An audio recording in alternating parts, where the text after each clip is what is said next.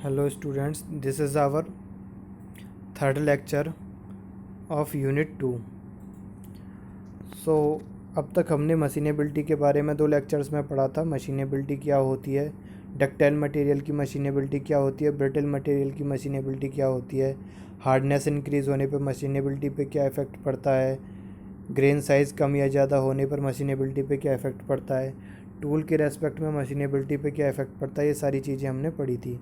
अब individual material के हिसाब से एक मशीनेबिलिटी इंडेक्स होता है, उसके बारे में हम इस लेक्चर में डिस्कस करेंगे कि मशीनेबिलिटी इंडेक्स क्या होता है, कैसे होता है, किस मटेरियल का कितना होता है, उसे कैसे कम या ज़्यादा कर किया जाता है, क्या क्या एडिटिव्स उसमें मिला के उसको कम या ज़्यादा किया जा सकता है। इसके बारे में हमें डिटेल में इस लेक्चर में पढ़ना है। ओके, तो मशीनेबिलिटी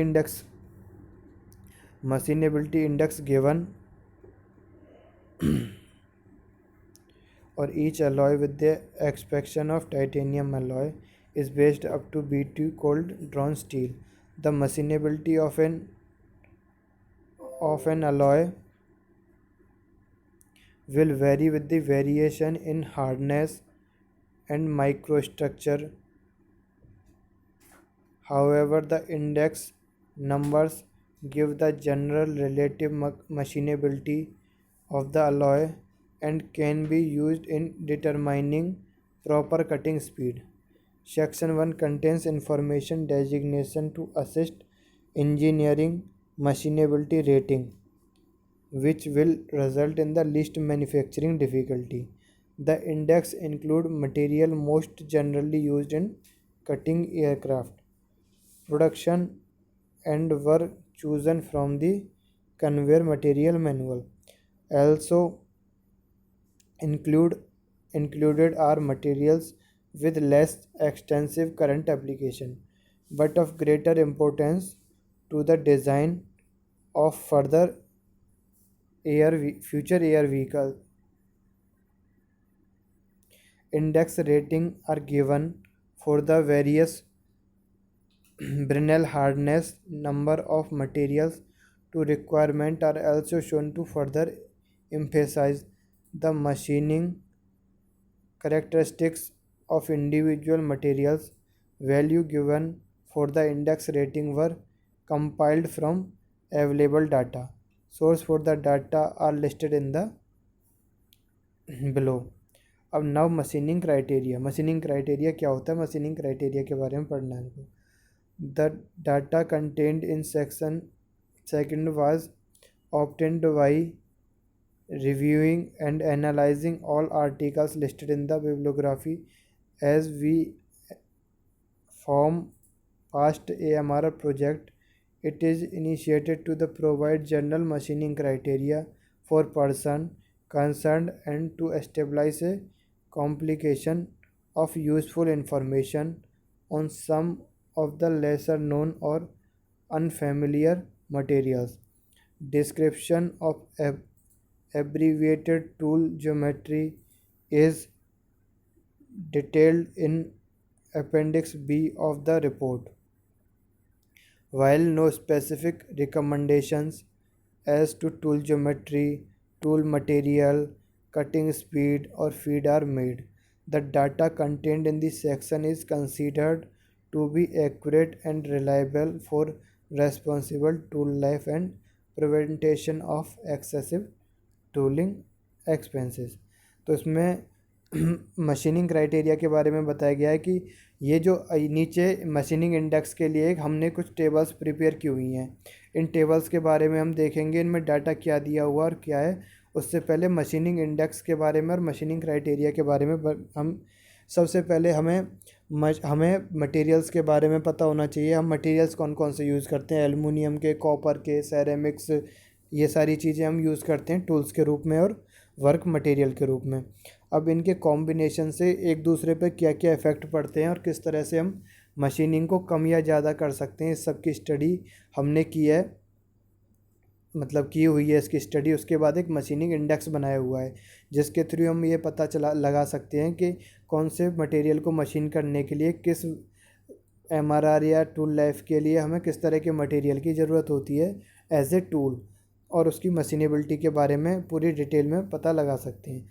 तो इस सब चीज़ को जानने के लिए हमने कुछ एक्सपेरिमेंट्स जो कंडक्ट किए गए हैं उनकी रिपोर्ट्स को लेकर कुछ क्राइटेरिया फिक्स किए हैं और उसके बाद एक इंडेक्स जनरेट किया है जिसमें बताया गया है कि मशीनिंग को हम किस तरह से इफ़ेक्ट कर सकते हैं। तो उसके लिए मैं ये सबसे पहले मशीनिंग इंडेक्स ये है एल्युमिनियम अलॉय के लिए। देखो यहाँ पे टाइप्स ऑफ एल्युमिनियम अलॉयज़ बताई हुई हैं कि एल्युमिनियम अलॉय क्या क्या होती हैं, और फिर उनमें ब्रिनल हार्डनेस नंबर दिया होता है। ब्रिनल हार्डनेस आपने मटेरियल साइंस की लैब्स में पढ़ा होगा, हार्डनेस कैसे निकाली जाती है किसी मटेरियल की। उसके लिए एक मशीन की ज़रूरत होती है जिसे हम पेनिट्रेशन के थ्रू हार्डनेस नंबर उसका निकालते हैं।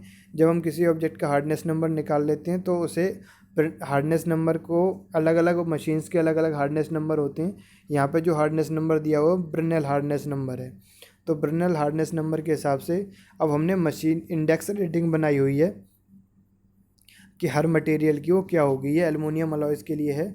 इसके बाद यहाँ पे इसके कंपोजिशन दे रखे हैं, एवरेज यूनिट पावर HP में दे रखी है, CU इन और MN, CU और MN की इसमें परसेंटेज दे रखी है 0.12 से 0.2% तक होता है।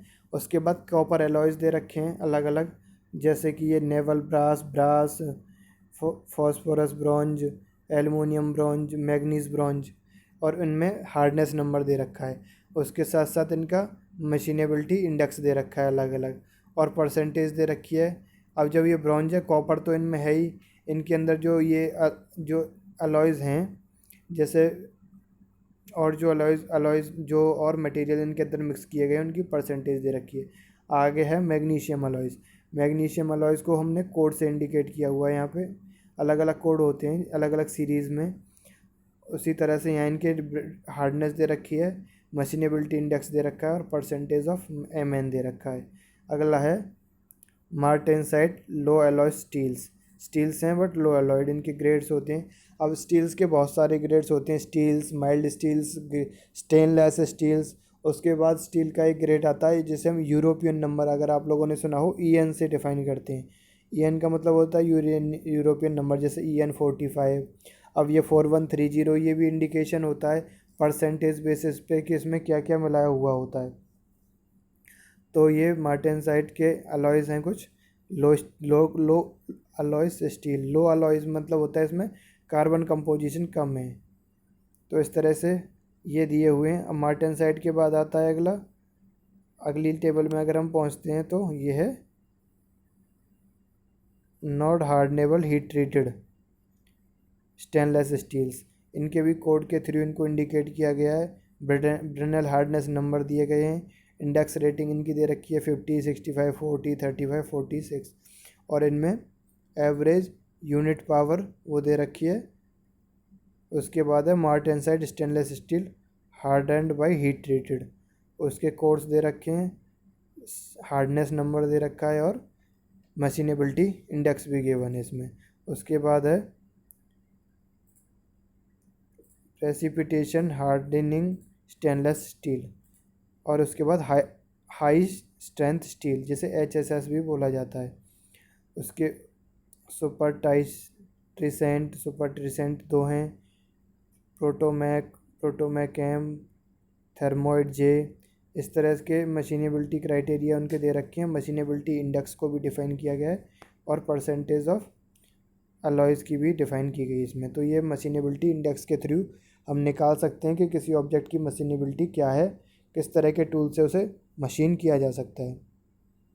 अब नेक्स्ट जो इसके बाद लेक्चर है उसमें हम टेलर्स टूल लाइफ और मॉडिफाइड टेलर्स टूल लाइफ के बारे में डिस्कस करेंगे। ओके, तो अब के लेक्चर में इतना ही। Thank you.